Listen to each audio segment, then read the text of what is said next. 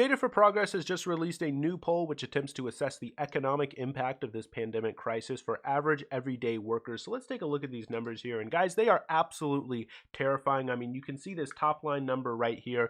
33% of voters overall saying that they have either lost their job, had reduced hours, or in some way been furloughed, or put on some kind of temporary leave in some way. Guys, these numbers are insane. And if you actually break out the crosstabs here, you can see 11% of people, 11% of voters saying that they have lost their job entirely. Entirely. They just, boom, it's gone, right? I mean, completely insane. 10% saying that they've had reduced hours, and 12% saying that they've been furloughed or on temporary leave. But guys, that's not even the most shocking part of this poll. You can see right here, 52% of individuals under the age of 45 saying that they have, again, in some way had reduced pay, either lost their job or furloughed or had reduced hours. And you can see that's 20% of people under the age of 45 saying that they have lost their job entirely. Nearly the same number, 19% there saying that they've had reduced hours, and 13% saying that they've basically been put on some kind of temporary leave.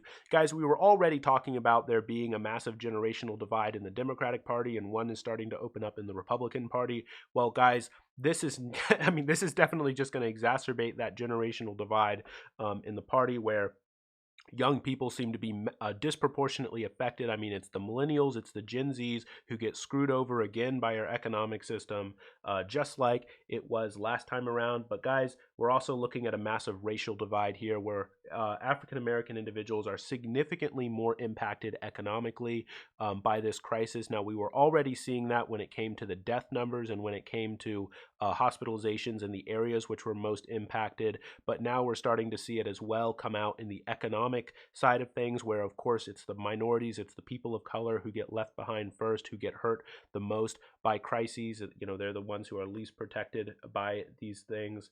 I mean, it's truly terrible what's going on right now. It's truly terrifying. Now, the one thing that I was slightly surprised by, and I mean, optimistic might, or good in any way might be the wrong word, but it's at least not as bad as it could be.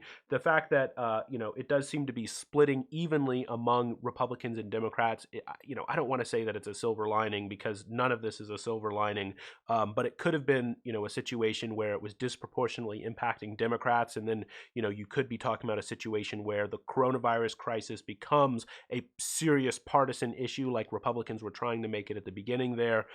So it doesn't seem like that's going to be the case, because guys, what we were talking about a few weeks ago was a situation where, because it was largely impacting metropolitan areas, we were talking about it largely impacting Democratic states, right? Because states with large cities are more likely to be Democratic, and so there was a lot of concern when it came to the allocation of medical supplies that Democratic states weren't going to get as much service. And we were seeing this was a few weeks ago, where we saw this report that states such as New York and California, who were requesting medical supplies, did not have all of their requests met, whereas swing states like Florida and the like were having all of their sort of medical supply requests being met. Gotta love the Electoral College there, right? You gotta serve the swing states, but that's sort of what we were seeing. So, but it does seem as though the economic end of this crisis does seem to be it seems to be affecting everybody politically relatively evenly. And when we talk about the economic crisis here, you can see this is just sort of voters' assessment of how long this $1,200 check and $500 for children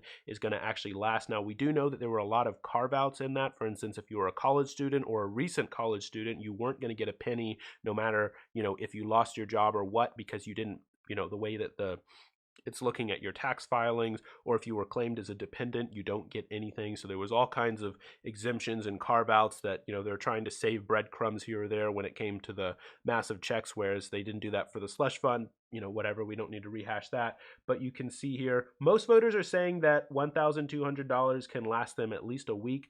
But it does seem as though most people are in agreement that anywhere between 2 weeks and a month, that's about as long as this thing, that $1,200 check can last them. So guys, I mean, it is obviously clear at this point that there is going to need to be some other there is going to need to be another bill sending out checks to individuals, because a one-time check of $1,200 a month, or not a month, but $1,200 and $500 per child simply is not going to be enough money for most families to last through the duration of this crisis. Right now, we're talking about a situation where, at the very least, it's going till the end of April. Most likely, it's going to be towards the end of May and June before we're going to really start to be able to see, in the beginning of June, before we're going to be able to start seeing the economy open up. We might start to see some sectors in some areas of the country begin to open up towards mid-May, but in all honesty, it's more likely towards the end of May, beginning of June, or possibly even mid-June before we start to see, the regular, the gyms open up, et cetera, because the crisis, especially when it comes to second waves and third waves, et cetera, it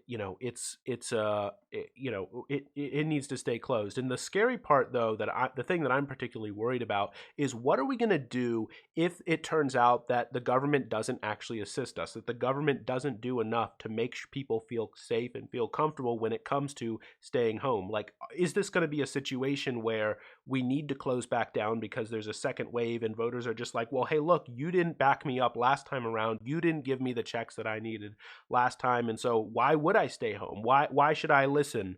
Why should I engage in this social distancing? Last time I couldn't pay my bills. Now I have all this debt stacked up from rent, et cetera, et cetera. So right now the actions that are coming out of the government, in my opinion, are just simply not sufficient. And so you can see right here from these numbers right here, if we're talking about things are going to be shut down for at least a month, if not a month and a half, probably 2 months, honestly, and very, very, very few voters saying that that's going to be that check is sufficient for them to last that long. Does show you just how absolutely necessary it's going to be for more checks to be sent out if we're going to make it through the duration of this crisis. And guys, when it talks about individuals saying that they are already having issues paying their bills because of this crisis, you can see 41% of individuals who have lost their job are saying that they are immediately, like literally right now, needing help when it comes to paying their basic things such as housing, food, and utilities. And guys, remember that generational divide right there, where 50% of individuals under the age of 45 were saying that, over 50% under the age of 45 saying that they have lost their job, while 41% of those are saying that they are immediately, like literally today, needing help paying their bills, and 26% of them there saying that within 2 weeks they're definitely going to need it. I mean, guys, this is a complete crisis, the likes of which I've never seen in my lifetime. This is completely insane. Now, we are looking at a situation, though, where the people who had reduced hours are, most of them, 17% are saying that they need help now, but most of them will, can go at least a few more weeks. But guys, this really is a situation where more checks need to be sent out.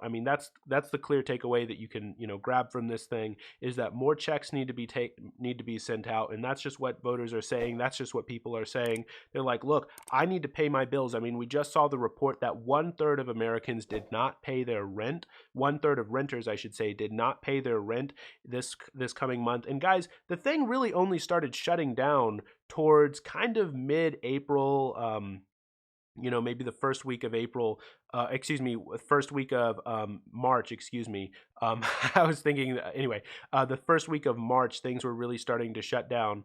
It was only really after the first week of March that things were starting to shut down.